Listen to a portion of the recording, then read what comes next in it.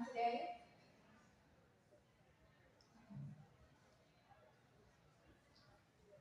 I think we have a different song.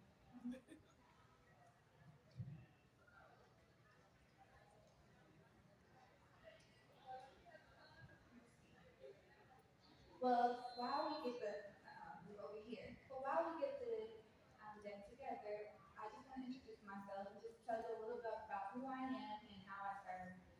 To date, I have served over 1,000 clients, primarily in the space of brand protection.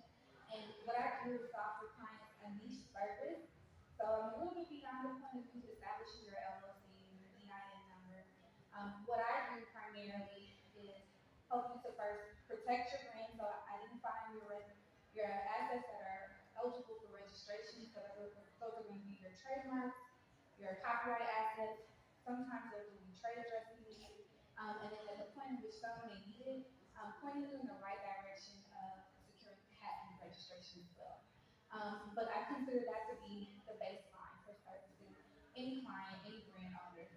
The next step will be, however, escalating and elevating your brand or your branded assets so that we can leverage them for licensing agreements where you can then, I know that we heard or had a conversation a moment ago about how we can generate different revenue streams. One of those include leveraging your assets or your brand elements, if you will, to third parties by cost collaboration, or sometimes you may even find that you have intellectual property on the other side through your formulas, your copyright through some of your software, and we leverage that so that you can sell it and also generate revenue by way of royalties. But beyond that aspect, the next piece and my favorite part is the enforcement aspect.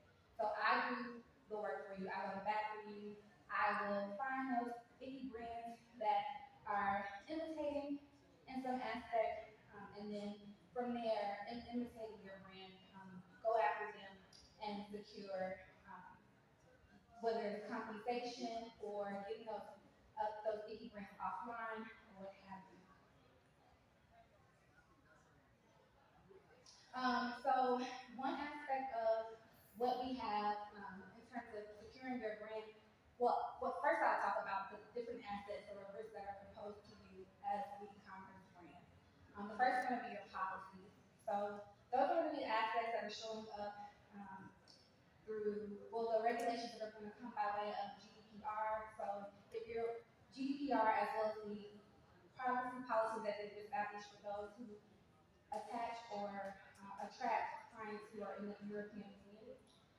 Those privacy policies that may also be in the standards that are set into place by the state of California, and then just in general, those privacy policies that are established by your home state. And what those are going to basically do is set aside a guideline for you in terms of disclosures that you must provide to everyone who's attracted to your website, and provide you, well, you're going to provide them with the information as to how those assets are going to be used, whether you're collecting their name, their email address, their phone number, their date of birth, or credit card information. You're going to want to give them certain disclosures to remain in compliance. The second aspect is going to be in terms of your federal regulations with your claims.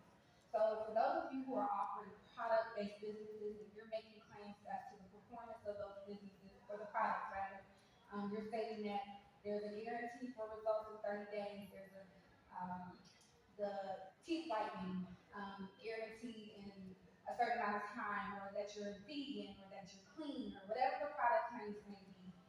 There's a there's an entity, which is the Federal Trade Commission, so FTC, who will regulate those aspects and make sure that you're saying exactly what you are claiming, that your claims and what you're claiming the product will do exactly that.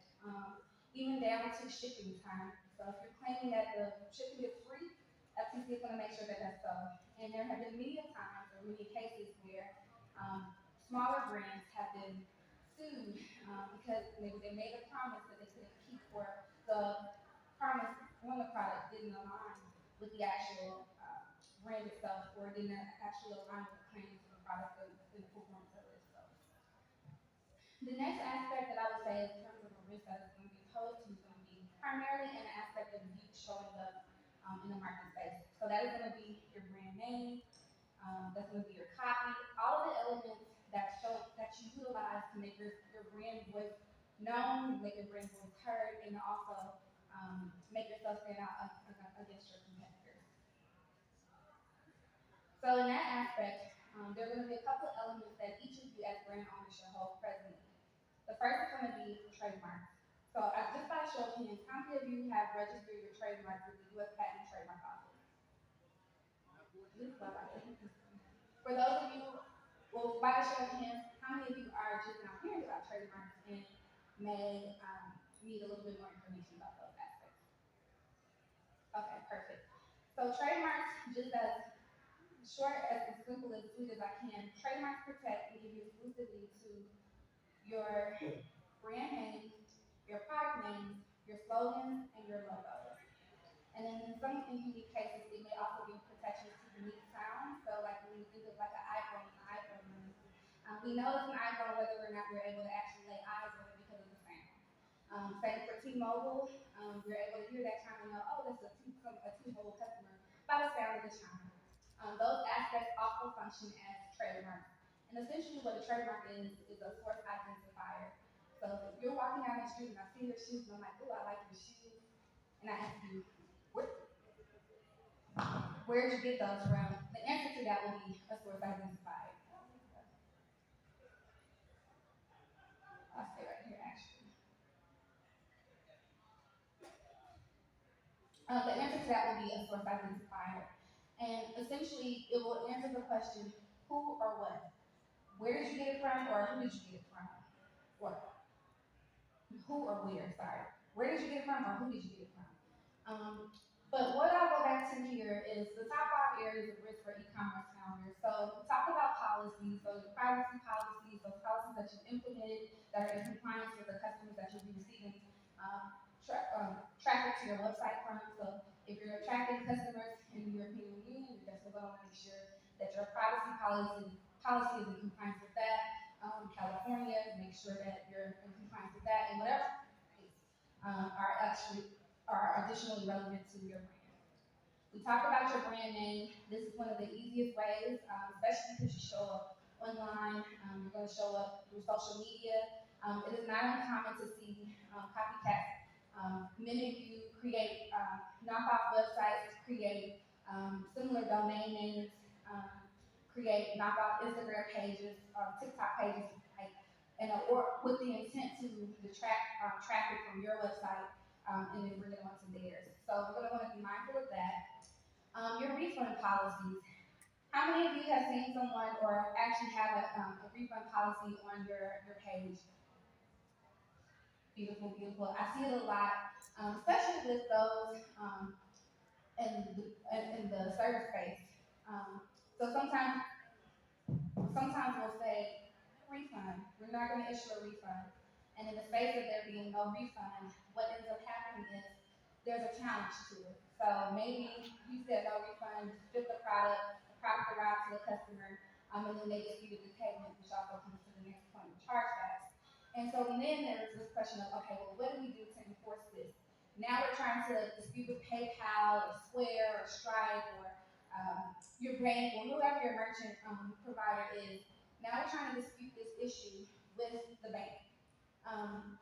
One thing they're going to ask you is, well, what policies do you have in place? And so one of the things that many people do is they have it listed on the website and they say, at the bottom, no refunds, but they don't necessarily have terms and conditions. And in the space of having terms and conditions, they also don't capture consent to confirm that the person who's purchasing on the other side has acknowledged that there's a no refund policy and then agrees to adhere to that same policy. So one of the things that you can do in this space, in terms of minimizing your risk, is create or implement what we'll call a click wrap agreement. So typically, when you're logging in, you're subscribing to a website, you're joining a membership. There's going to be this point where you say, "I consent to the terms and conditions on the website." That is something that you're going to want to make sure you're implementing on your own page if there are certain terms and conditions, refund policies, chargeback language, other terms or fees that you want to assess to a customer in the event of a dispute, or just any other terms and conditions that you want to ensure that anyone using your website adheres to it that you want to then later on enforce.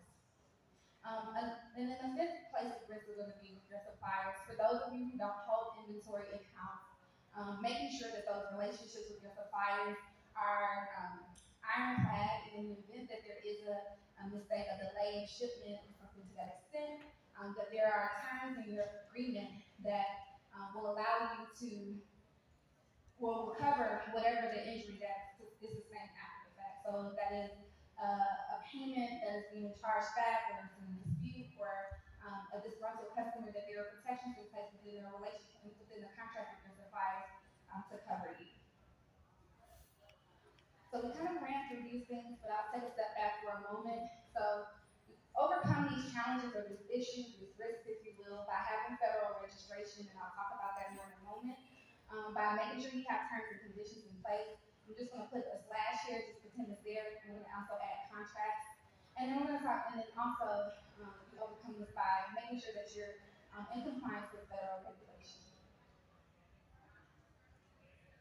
So what should you be doing as an owner to secure your brand? I thought there are like two elements, or two arms, if you will, to protection, to give you that most comprehensive protection that you can have in this digital space. One side is going to be your contracts. These are going to be your relationships with third parties. You're going to want to have confidentiality agreements, NDAs, especially when you're working with third parties. You're talking about ideas along about your way. You're going to want to have manufacturing and supplier agreements. You're going to want to have an operating agreement, partnership agreement, and or slash clause, depending on the entity that you hold. So if you are operating out of an LLC, you're going to want an operating agreement. If you are operating out of a partnership, whether that's a general partnership, a limited LLP, so a limited partnership, or if you're going to want a partnership agreement, and if you're operating out of a corporation, a for-profit corporation, it's going to be the same agreement, but it's going to be entitled to bylaws. These documents are going to be the body of protection that are going to give you what we call indemnification. So they're going to separate you from personal liability for any activity coming out of the company. These are going to also set guidelines around who carries responsibility and what those roles entail, and to what extent, as is related to bringing on managers. So sometimes we start out as the CEO and principal, or owner and principal, member and principal, and then operator or COO. We take on a couple of roles. So what I'm basically getting to is, you own the company, but in addition to owning the company, you also are carrying out the day-to-day operations of the company. And so in spaces where you were carrying out those roles, sometimes you say, hey, I'm experiencing a little bit of burnout, or seeing this done, so I'm going to take out a backseat on this. And I actually want to delegate this role of operation to someone else. An operating agreement, partnership agreement, and bylaw, any of the bylaw agreements, if you will have language within there that speaks to how the third party coming in, whoever that manager may be, can govern this entity. It'll also give them authorizations and take away or limit certain authorizations.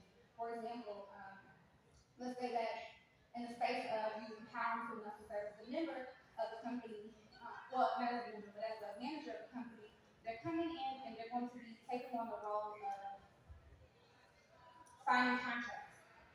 As a member of the company, an owner of the company, you may want to limit that and make sure that you have the ability to have overview over what you're being bound to. Your operating agreement will cover that aspect for you to make sure that you're protected holistically. It also talks about how you may have relationships with your partners, who owns what, how much, and how you use split votes. So these agreements are essential for all of you as business owners to make sure if you're an LLC, you have your operating agreement. If you are just a general partnership, you have your partnership agreement established. If you're in a corporation, that you have your bylaws and they're clear as to what the rules and responsibilities are. Employment agreements, and I'm going to put a slash here just as an additional note for independent contractor agreements. So if you're working with third parties, but you're not necessarily being governed by the same rules and regulations, or they're not necessarily providing exclusive services to you, an employment or independent contractor agreement would be useful for you. Licensing agreements, those are going to be useful as you're leveraging your brand to generate additional revenue. Brand ambassador agreements, also known as the influencer agreement. So if you're hiring third parties to promote and they're creating content for you, that brand ambassador or influencer agreement can speak to that aspect for you.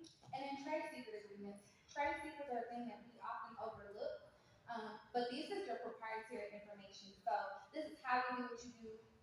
This is your marketing email or your marketing list. Who your specialized vendors are.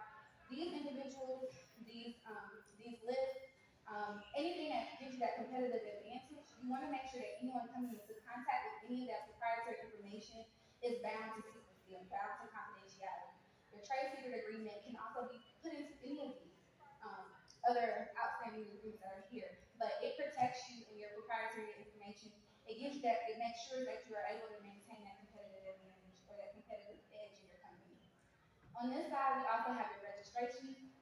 We have your trademark registrations. Trademarks are going to be registered with the U.S. Patent and Trademark Office, but also you can also secure trademark protection at the state level. Normally, you will go through the Georgia, well, through your Secretary of State. I'm saying Georgia here. Copyrights. Technically, you have copyright from the moment that your content is created. Copyright is going to protect your any music. It's going to protect your copy. So any text that you have. I have actually had a gone to court because someone, a third party, was infringing on my client's product instructions and the way that my client had uniquely phrased the terminology for how to use their products. And my client didn't realize at the time that that was something that was actually eligible for copyright protection. So copyright protects your content. It's going to protect the content that you're putting on social media, so videos. It's going to protect any imagery. It also protects your logo. And it's also going to be established and registered through the U.S. Copyright Office. Customs and Border Patrol. For those of you who are serving and offering an e-commerce brand, but also have a product line separate from the actual storefront itself. One way to get around or to minimize the importation and exportation of infringing goods is to register, once you have secured trademarks and copyright, register that asset with the Customs and Border Patrol, and that will prevent or limit the amount of imported infringing material or counterfeit goods. FDA, to the extent that you're in the space of cosmetics or offering cosmetics that will be relevant to you. Patents are also going to be registered through the U.S. Patent and Trademark Office. And I put the two types typically receive design and utility, and then as well trade dress. Trade dress is going to protect the look and aesthetic of a product. So like we think about the red bottom shoe, right? That would be a trade dress protection. I do know it's a red bottom shoe.